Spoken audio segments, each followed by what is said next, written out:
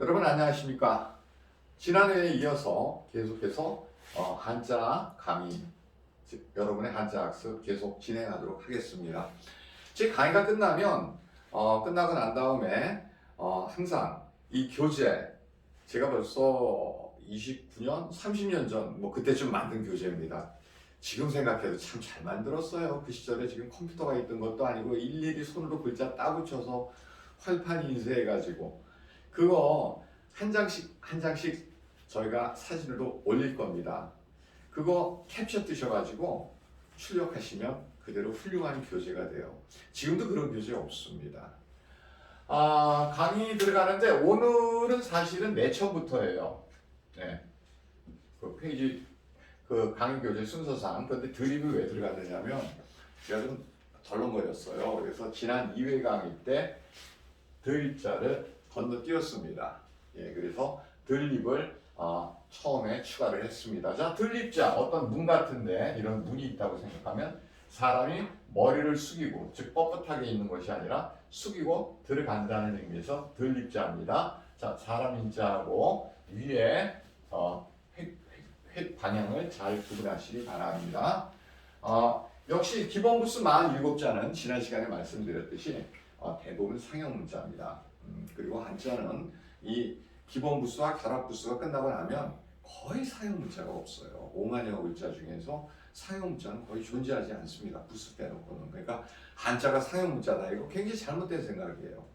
그렇게 따지면 모든 숫자는 다 사용 문자입니다. 그래서 한자에 대한 기본적인 여러분이 이해도라든가 시각을 조금은 한번 바꿔보실 필요가 있습니다. 내전자 물이 굽이죠. 흐르는 모양이죠.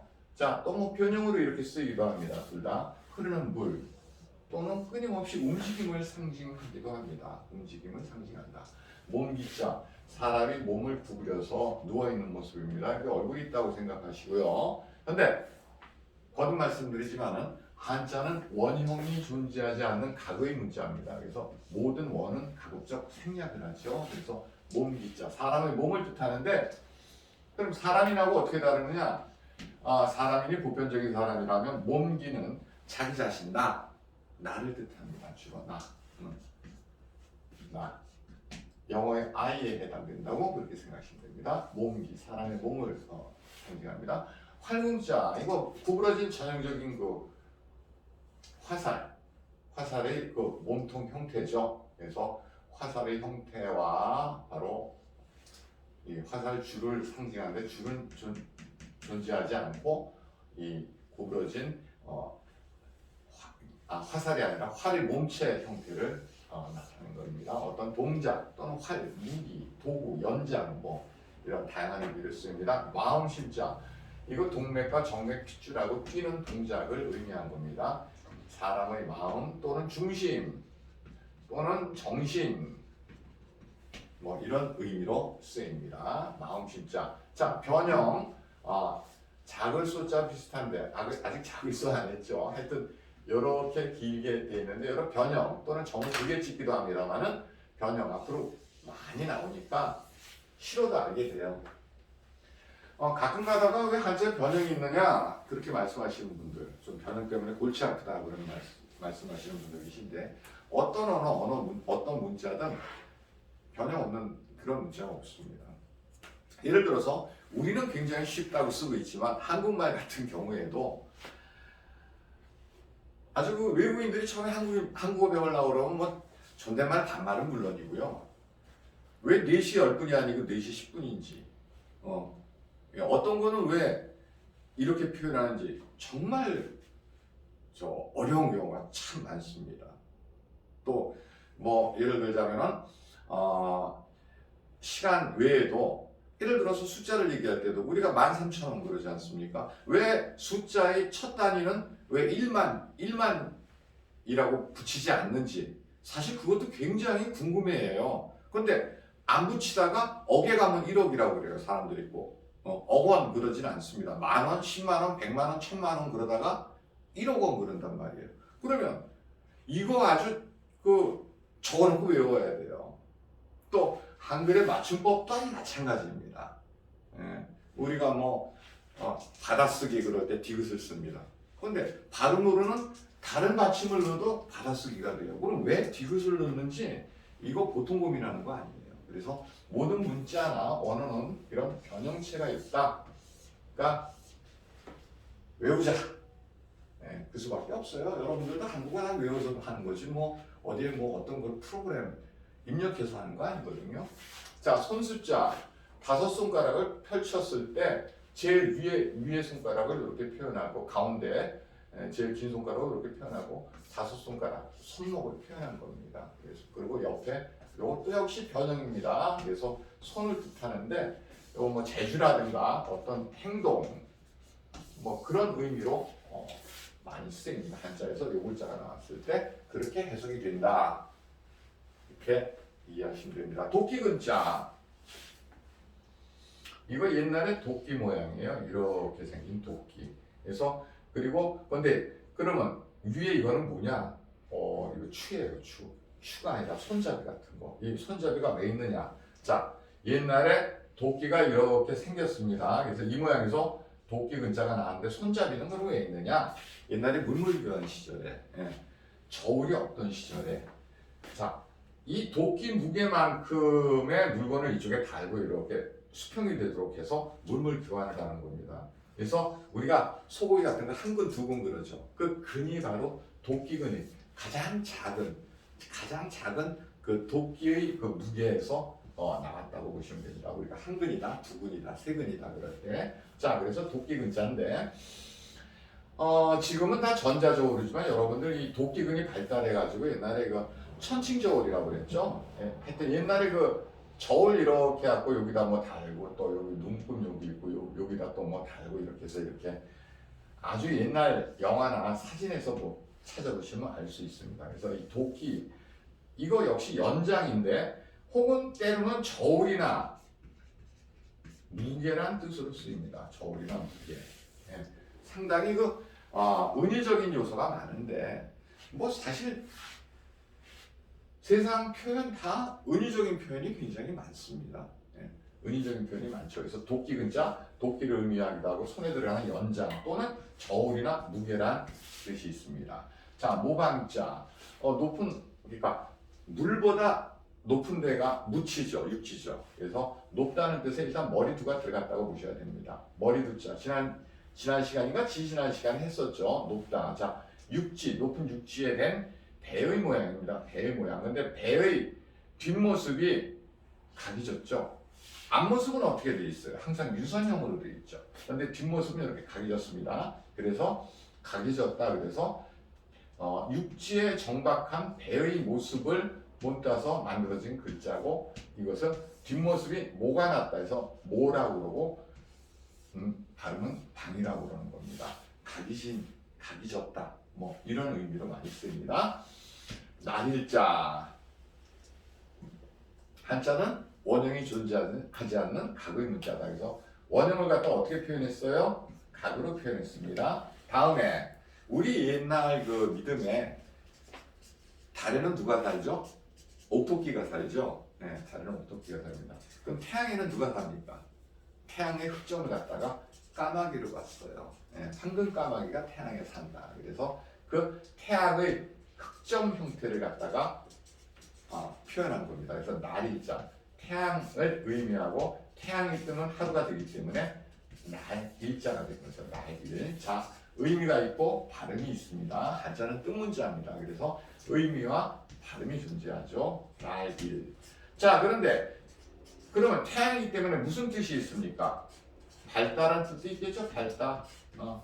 자, 그러면 태양이 반짝이는. 자, 우리가 처음 배울 때 점주는 어떤 그 사물의 존재라든가 동작을 의미한다고 그랬습니다. 물론 빛일 별도 큰 동작이지만 그러면 여기다가 점주를 하나 찍어가지고 뭐가 됩니까? 흰 백이 됩니다. 태양이 반짝반짝하니까 세상이 밝으시겠죠. 그래서 흰 백이 됩니다. 흰 백. 자, 우리가 흔히 길 가다가 요즘은 뭐 그런 글자 표현을 잘 하지만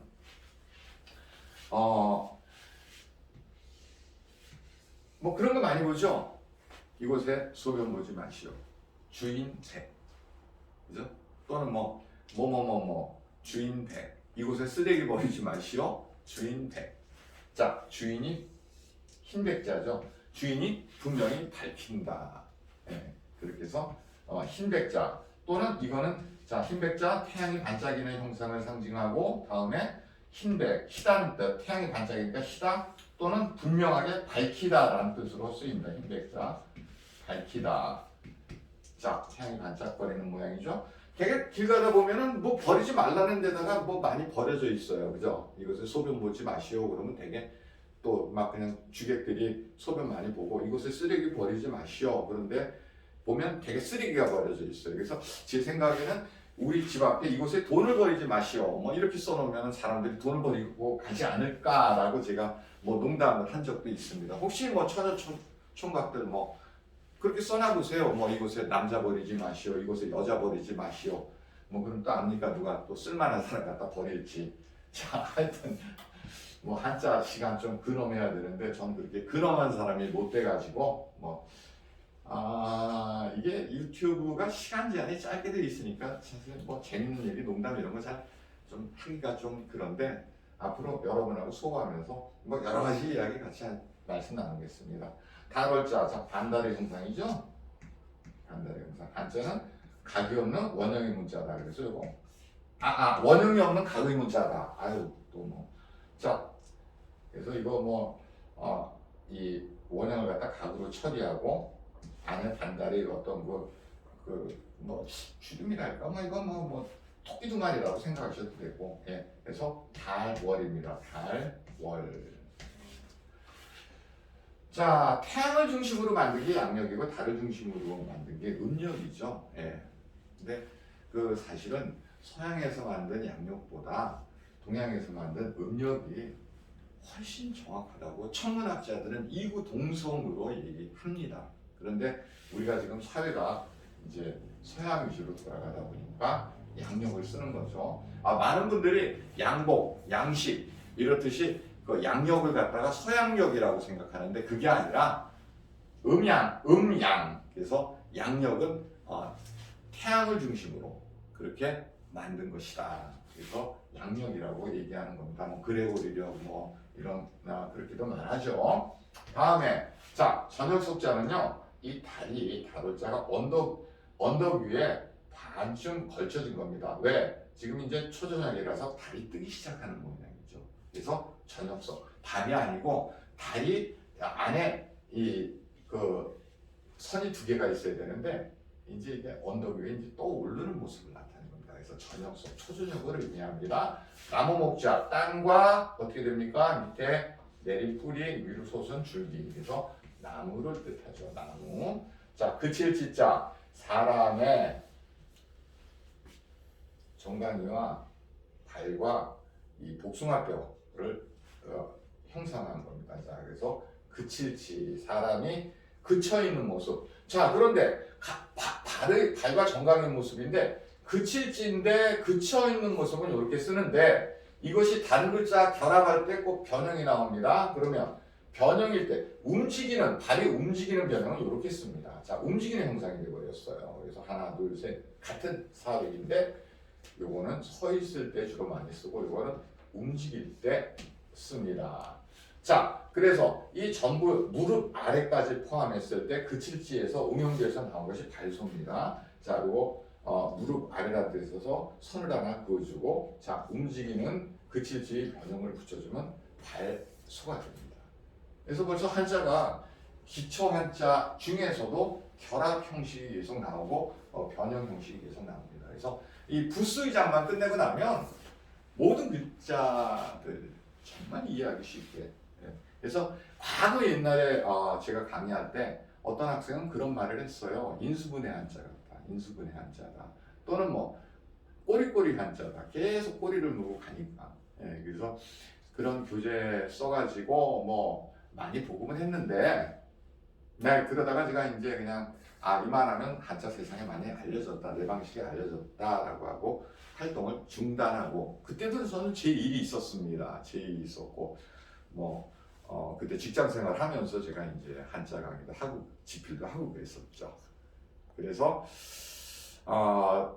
굉장히 오랫동안 이제 또 방송이라든가 이런 거에서 사라졌다가 이제 그래서 유튜브가 있으니까 그냥 한번 해보자. 또 시간 여유가 있어서 그래서 다시 강의를 하는 겁니다. 네, 오늘 강의 여기까지 하겠습니다. 감사합니다.